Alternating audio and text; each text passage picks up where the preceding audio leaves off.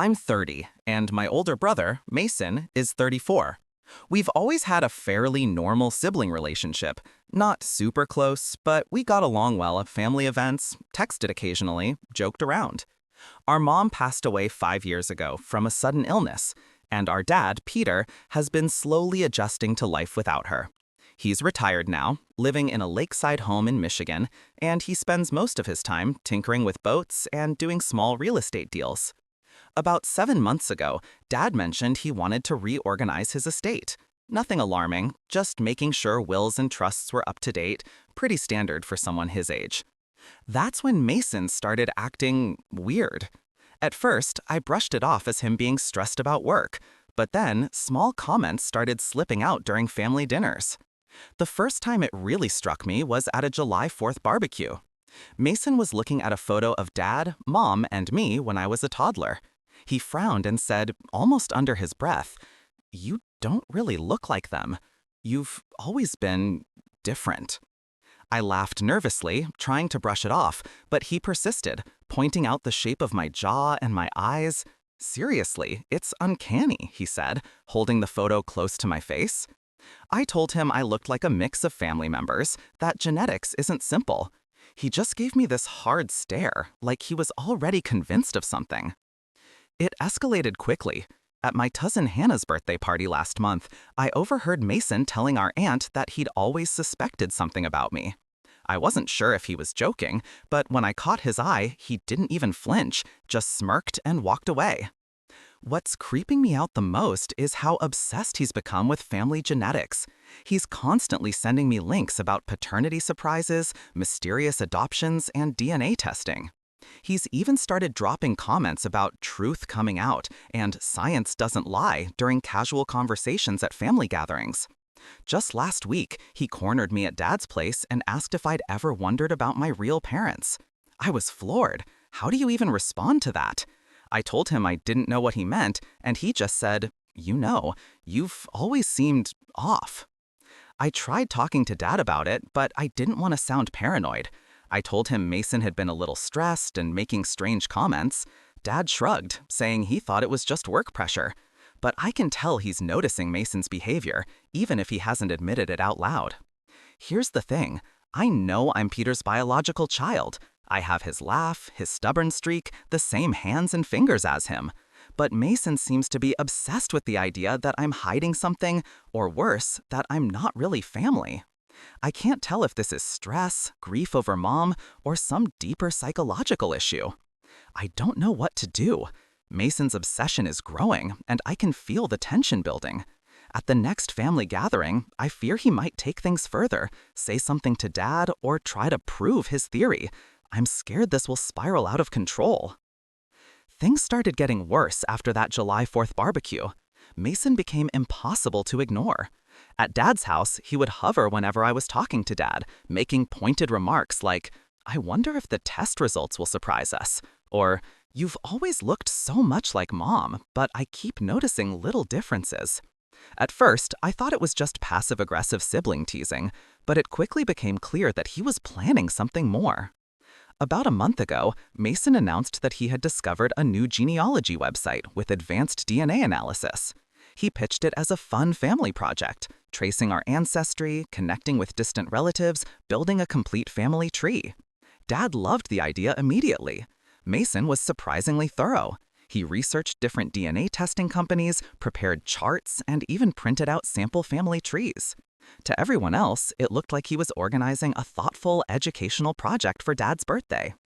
I wanted to be cautious, so I kept my distance, but Mason cornered me privately and insisted that participation was mandatory, especially from me and Dad.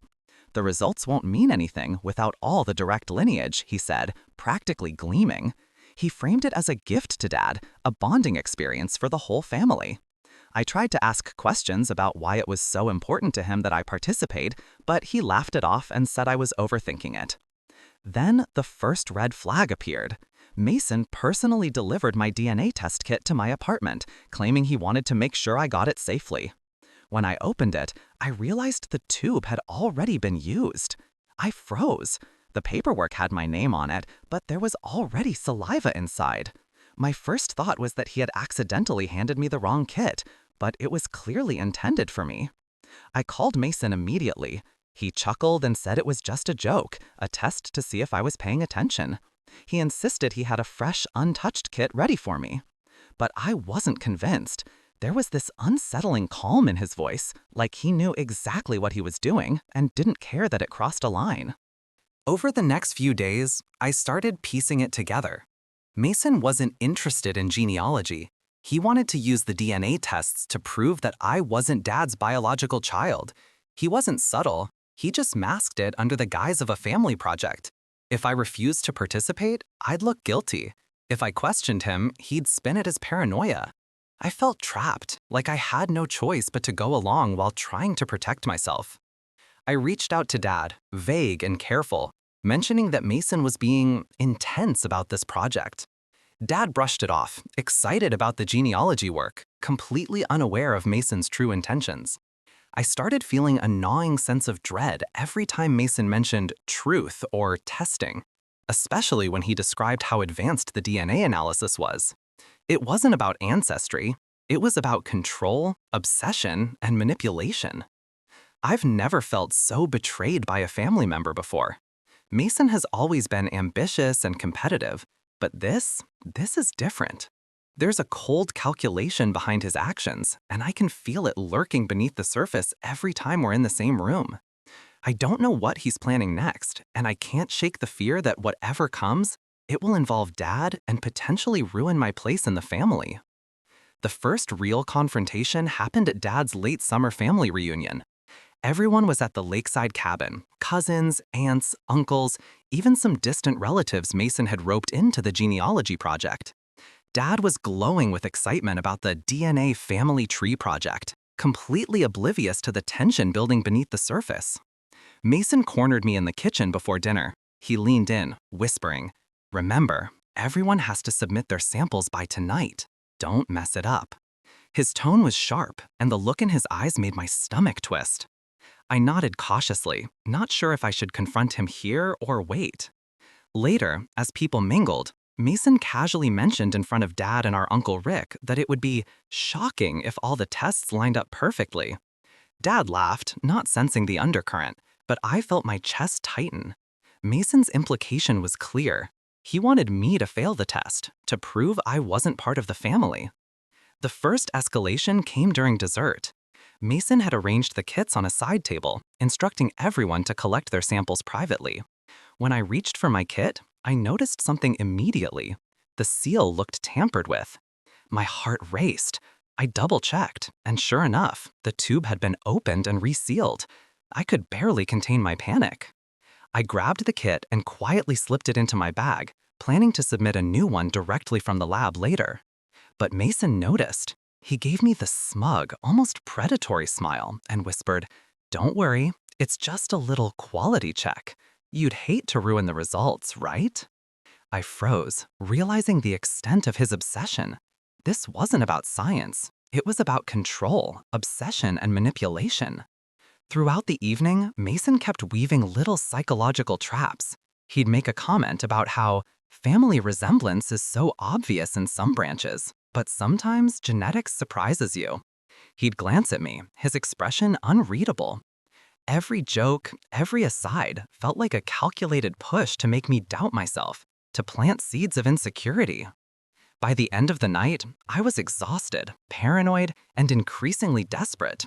I couldn't confront him outright without risking a scene or appearing unstable to the rest of the family. And Dad? Completely blind to the manipulation. I kept telling myself I'd handle it by quietly submitting my own legitimate test kit later, but Mason's obsession was suffocating.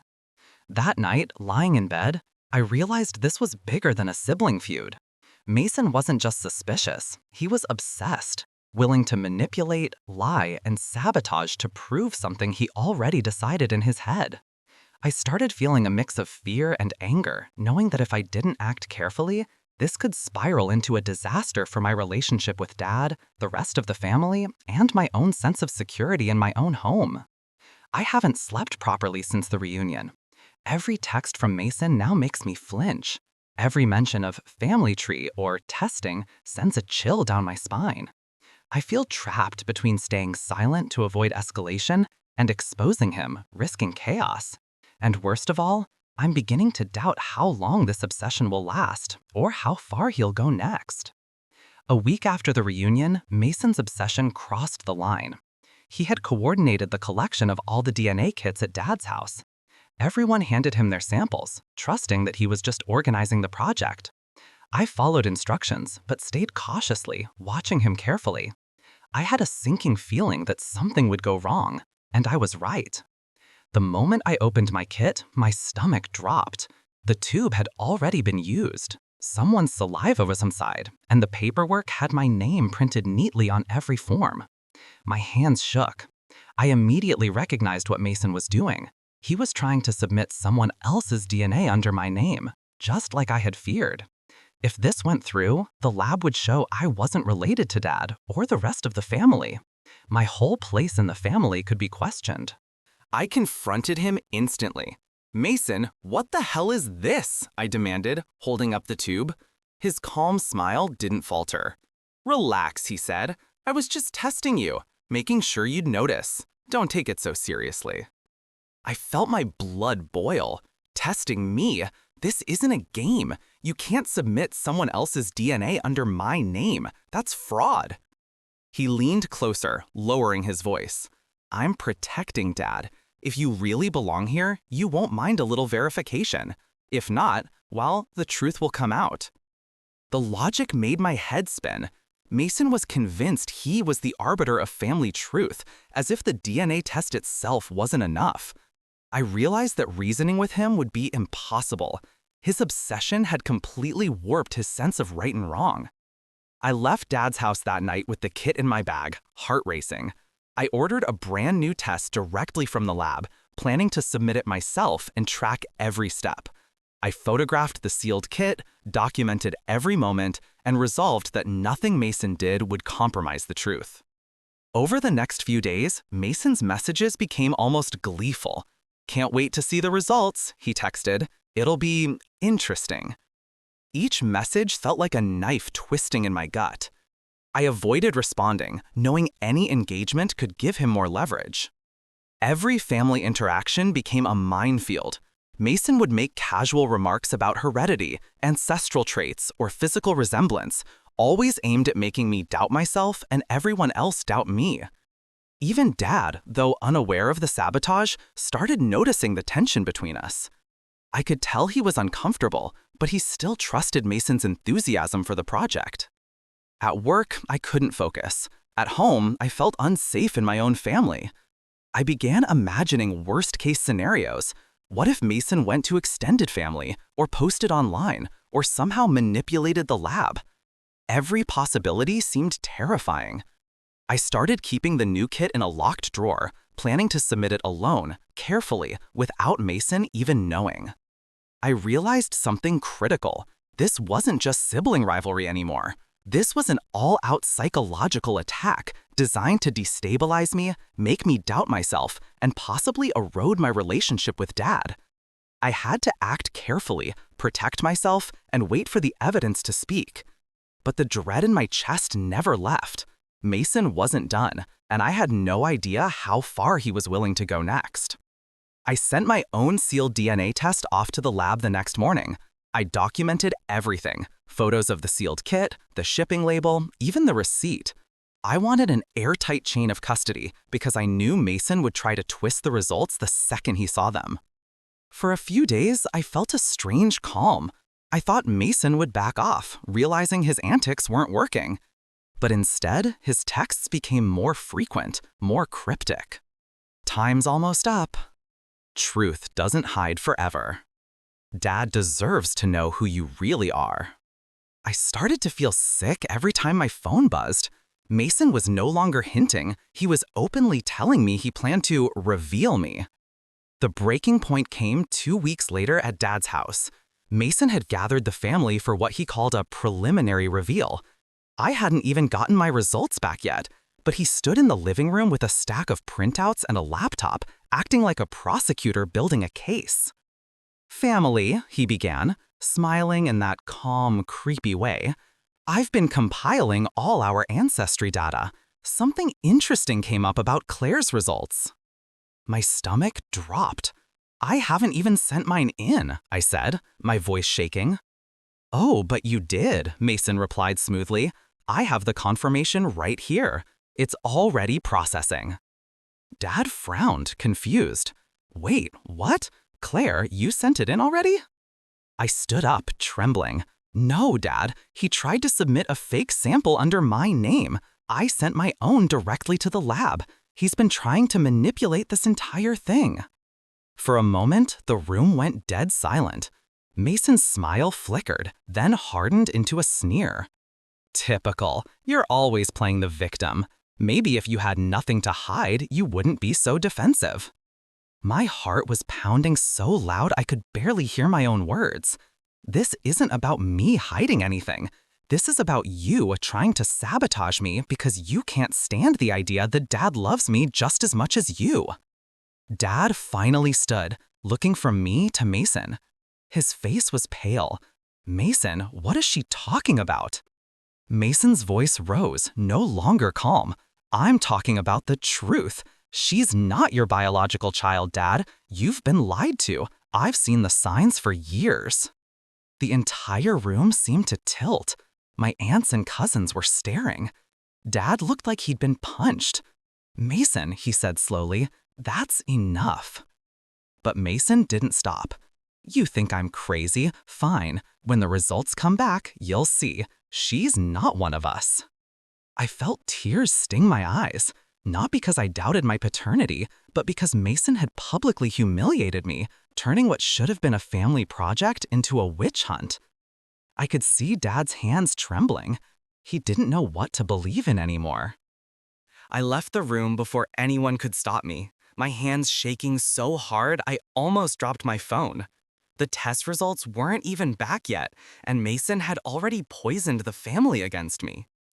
As I drove home, a cold realization settled over me. Even if the results came back exactly as expected, Mason wasn't going to stop. He didn't want the truth. He wanted to destroy my place in the family. And now, everyone had seen his accusations. Everyone had heard him, even Dad. The day my DNA results arrived, I felt a mix of dread and relief. I knew the science wouldn't lie. I was Peter's biological daughter, genetically linked to all my aunts, cousins, and even distant relatives Mason had tracked. Still, I couldn't shake the fear of Mason's reaction, what he would say, what he would try to do next. I opened the secure online portal and stared at the confirmation. 50% match with Dad, clear lineage connections throughout the family tree, exactly what I expected. My hands shook, but this time with relief. The proof was indisputable. I called Mason immediately, hoping to confront him before Dad got involved, maybe to salvage some shred of reason. He picked up, his voice oddly bright. "So, did the truth finally arrive?" "Yes," I said, trying to keep calm. "You were wrong. The test is conclusive. I'm your brother's biological sister, Dad's biological daughter. Everything matches." There was a pause. Then Mason laughed, low and bitter. No, that's impossible. The lab must have mixed samples or contaminated them. This isn't right." I realized in that moment there was no reasoning with him. His obsession had warped reality itself. He wasn't interested in truth. He was invested in his delusions. I ended the call, blocking his number for my own sanity. That evening, I went to Dad and showed him the official results. He read through the report slowly, his hands trembling. I explained everything. Mason's tampering with my original kit, his obsession with proving I wasn't family, the psychological manipulation, and the harassment during the reunion. Dad's face darkened. "I can't believe he did this. My own son?" He shook his head, grief and anger colliding. "He's crossed a line I can't ignore." We confronted Mason together the next day. Dad spoke calmly but firmly. "Mason, you have to understand how far you've gone. You've betrayed not only your sister, but me and this entire family. Tampering with DNA samples, accusing your own sibling, This isn't acceptable. You need professional help before you can have any relationship with us. Mason didn't argue, not really. He just said, I was trying to protect you. I was trying to protect the family. But even Dad could see the delusion in his eyes. The obsession had consumed him. From that day forward, Mason was cut off until he sought help. He blocked me, blocked Dad, and hasn't contacted the family. Dad offered him therapy if he wanted to address the behavior, but warned that reconciliation would require him admitting the truth and taking responsibility. I finally felt a weight lift. The betrayal, the manipulation, the months of fear and doubt, they were behind me. My place in the family was secure, my relationship with Dad intact, and the chain of trust restored. Some might say I should forgive Mason if he got help. I don't know if I ever will. The attempt to erase me from my family, to manipulate evidence, to turn our relatives against me, it's too fundamental. Some betrayals aren't forgivable. But now I can finally breathe. The obsession, the lies, the sabotage, they no longer have power over my life. Dad and I are rebuilding the trust that Mason tried to destroy. And for the first time in months, I feel safe again in my own family. If you liked the video, don't forget to like and subscribe to the channel.